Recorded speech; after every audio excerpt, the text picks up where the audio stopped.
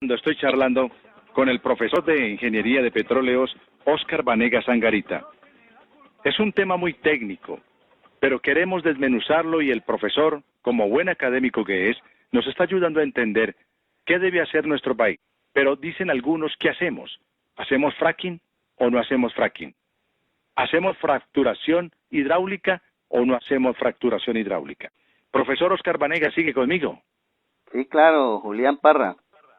Bueno, profesor, pues continúe, por favor, pero lo más sencillo, por favor, que es que me están escribiendo que algunos no han entendido mayor cosa, pues porque esto es un tema muy técnico, pero entonces, ¿extraemos el petróleo o no lo extraemos, lo dejamos allá y nos dedicamos al turismo y a limpiar las playas? ¿Qué hacemos, profesor?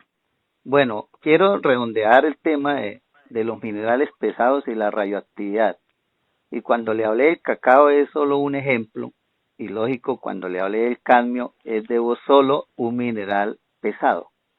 Pero cuando le hablo del cacao del Carmen de Chucurí, de San Vicente de Chucurí, por ser cultivado en un sitio donde estas rocas que se piensan fracturar salen a superficie y sobre esas rocas se está cultivando y mire el problema que hay, y ese cacao ya fue rechazado por la Unión Europea. El problema con el fracturamiento hidráulico a lo largo y ancho de toda la cuenca del Magdalena Medio es que se va a extraer estos minerales pesados y estos iones radioactivos a superficie y van a quedar esparcidos por toda la cuenca, afectando lógicamente todos los cultivos como la palma africana, cuyo aceite a futuro no podrá ser utilizado para el consumo humano, sino exclusivamente para hacer biodiesel. Eso es otro ejemplo. Y lógico, el plátano y todos los cultivos van a quedar contaminados y no van a servir para el consumo humano. Entonces, eso es un grave problema que nadie lo ha puesto en discusión y que es un problema que ya se presenta en Estados Unidos, en Canadá, en Argentina. Pueden averiguar en Argentina, en Vaca Muerta, cómo eran unos cultivadores y exportadores de manzanas y peras y hoy por culpa del fracking no lo son. Entonces, eso es lo que nos va a pasar en el Magdalena Medio. Entonces, pongamos en la balanza económica qué es más importante y qué le genera más al fisco nacional, a los colombianos, en la balanza de pagos y en el Producto Interno Bruto. El petróleo o la agricultura, ¿qué genera más empleo? Entonces, que no vayamos a terminar pegándonos un tiro en el pie o matando el perro por querer matar las pulgas. Realmente tenemos reservas para 33 años. ¿Qué sucede? Lo que sucede es que esas son reservas que aún no hemos desarrollado, pero ahí están descubiertas. Y eso es lo que debe hacer el gobierno y Ecopetrol, impulsar lógicamente los métodos de recobro mejorado para extraer estas reservas.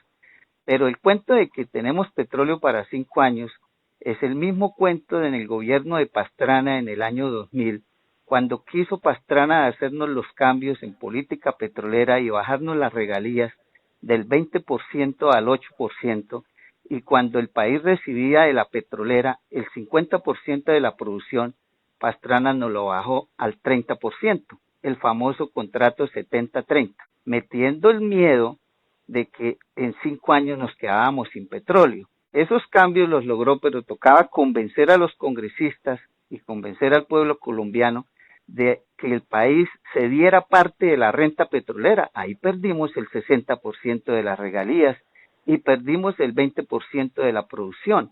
¿Cuál fue el Profesor, un paréntesis, no pierde el hilo de lo que lleva, pero qué pena interrumpirlo, pero estoy recordando cómo, por ejemplo, países como el Ecuador, usted me hablaba del 70-30, Sí, 30 para los colombianos, 70 para las multinacionales del petróleo. sí, Y estoy recordando la fórmula inversa que hicieron, por ejemplo, países como el Ecuador. sí, claro. 80-20, Ajá. 80-20, 80 para el país, 20 para las multinacionales, y lo aceptaron. Sí, inclusive lo que hizo Correa fue algo muy sencillo y fue que cambió la política del suministro interno, que es un principio básico de toda política petrolera y es garantizar el suministro interno. Nosotros lo tenemos contemplado en el decreto ley 1760 del 2003, pero la Agencia Nacional de Hidrocarburos no lo cumple. ¿Por qué? Porque, por ejemplo, si usted revisa el contrato de concesión moderna que se implementó desde el 2004 hacia acá, ahí en el contrato dice que la empresa es libre de disponer del crudo. En cambio, en Ecuador, Correa les dijo, ustedes no pueden exportar el crudo, nos lo tiene que entregar al Estado, y el Estado le paga un servicio por la extracción. Cuando el crudo estuvo a $100, Correa les pagó entre 23 y 36 dólares el barril, un promedio de $32. Los otros $68, ¿quién se lo ganó? El Estado ecuatoriano. Con eso fue que Correa hizo vías 4G, hospitales nuevos, universidades nuevas. Aquí la petrolera, además de ser libre de disponer del crudo y se lo puede llevar para el extranjero, dice que si no lo venden hay que pagárselo a precio internacional y en boca de pozo. Entonces nos sale más costoso comprárselo a una petrolera que importarlo, porque hay que pagar el transporte desde el campo hasta la refinería. Entonces nosotros tenemos que buscar que estos recursos jalonen el desarrollo económico y social del país.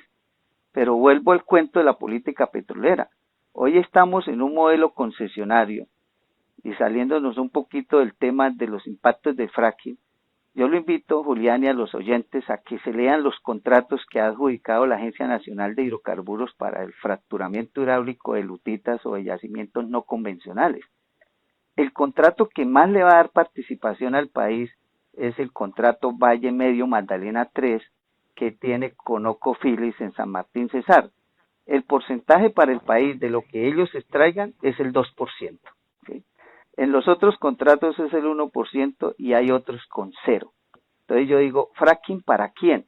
Ahora, las regalías tienen un descuento del 60%, si ya del 40%, perdón.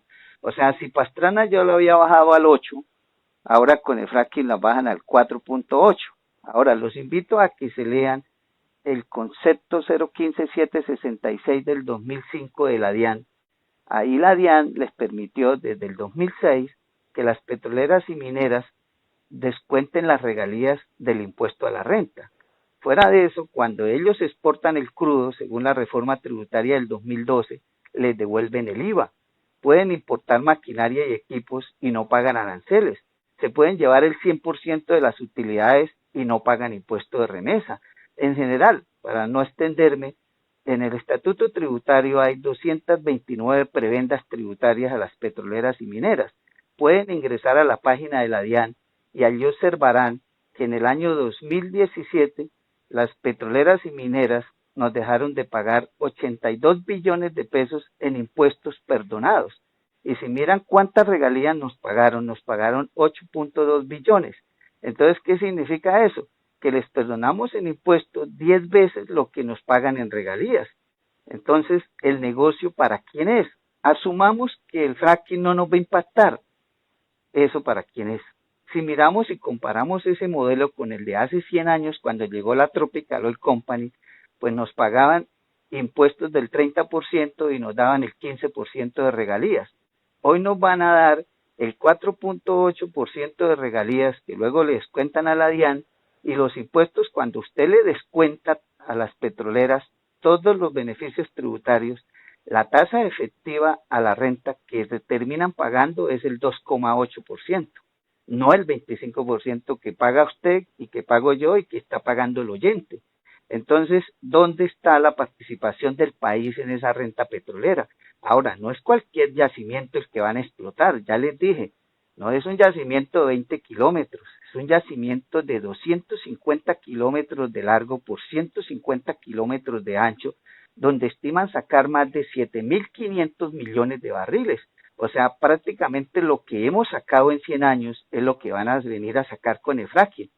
Y nosotros vamos a permitir de que nos saquen esa riqueza y que a cambio nos acaben el territorio y nos dejen un territorio desolado, contaminado con basuras radioactivas y minerales pesados.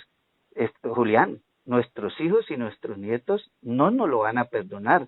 Nos van a juzgar, irán a nuestras tumbas, sacarán nuestros huesos y los quemarán. Pero vuelvo al cuento. Ecopetrol compra ese crudo a precio internacional, pero lo compra sistema FOD. o sea, se lo ponen en puerto. Mientras que si le compran una petrolera aquí en Colombia, nuestro propio crudo que sacan del subsuelo, además de pagárselo a precio internacional, toca pagarle el transporte hasta la refinería, entonces sale más costoso. Entonces no es cierto de que fracking nos va a resolver el problema del abastecimiento interno, por un lado porque ellos no están obligados a vendernos el crudo. En segundo lugar, nos lo van a vender a precio internacional. Tercero, prefieren exportarlo porque les devuelven el IVA. Entonces, no es cierto de que eso va a ser una solución a esa problemática. Entonces, Ecopetrol va a preferir seguir comprando crudo. Además, el fracking lo que va a sacar es hidrocarburos livianos de más de 40 grados API, condensado de gas y gas, que es un crudo que no sirve para ninguna de las dos refinerías que nosotros tenemos, porque las refinerías que nosotros tenemos para crudo de 24 grados API, ¿sí? Ese crudo, obvio, lo van a exportar, así como pasa con el café. El café nuestro es de una calidad tal que lo exportan y nosotros importamos café de Ecuador y de Brasil para el consumo interno. Y eso mismo sucede con el crudo. El ripio. Exactamente. No nos podemos dejar meter los dedos en la boca y el pueblo colombiano tiene que estar muy bien enterado y lo felicito, Julián, por dar estos espacios para que el pueblo se informe verdaderamente y no nos dejemos manipular de los gobernantes que lógicamente son cándidos y también son manipulados por las grandes potencias y sobornados por las multinacionales para ellos hacerse a esa riqueza, saquearnos y nosotros quedarnos viendo un chispero porque ni siquiera transferencia de tecnología hay, ¿sí? No hay transferencia de tecnología, tampoco nos van a dar empleo. Vuelvo y les digo, vayan a Argentina, a Vaca Muerta, y pregúntenle a los argentinos si el fracking les dio trabajo. Toda la gente llegó ya afuera. Colombia firmó 14 TLCs y en los TLCs hay una cláusula de movilidad laboral. ¿Qué significa eso? Antes de los TLC, las petroleras no podían traer más del 10% de los profesionales del extranjero. A partir de los TLC pueden traer el 100% de los profesionales del extranjero. Hacen convocatoria para nombrar ingenieros y dicen que tienen que tener 5 años de experiencia en fracking y resulta que aquí en Colombia no hemos hecho fracking. Entonces, ¿quién tiene los 5 años de experiencia? Sí, es un absurdo. Sí, claro. Entonces, ni trabajo siquiera nos van a dar. Ahora, nos van a contaminar y no los vamos a poder demandar, porque si hablamos de los TLC, ahí hay una cláusula que dice que esas empresas no se someterán a la justicia colombiana. Entonces, si nos contaminan, nos toca demandarlos en tribunales internacionales. Y pregúntale a Correa qué le pasó a Ecuador por demandar a Chevron por la contaminación en la Amazonía ecuatoriana. En noviembre salió el fallo del Tribunal Administrativo de La Haya. Salió a favor de Chevron, que fue el contaminante, y condenó a Ecuador a pagar $9.000 millones de indemnización a Chevron. Entonces nos van a contaminar y al final vamos a tener que indemnizarlos, pero a ellos. O sea, ese negocio del fracking es leonino y re malo para el país. Yo puedo ser ingeniero de petróleos y profesor de la UIS formando el recurso humano calificado, pero también tengo mi cédula en el bolsillo y esa cédula pesa más que el cartón. Y yo tengo que pensar es en mi país, ¿sí? Porque esto es de Colombia, nacionalismo, claro, en Colombia. Por lo cual yo tengo que advertirle al pueblo colombiano, ojo, porque voy a utilizar un término coloquial santanderiano, nos van a joder. Nos van a joder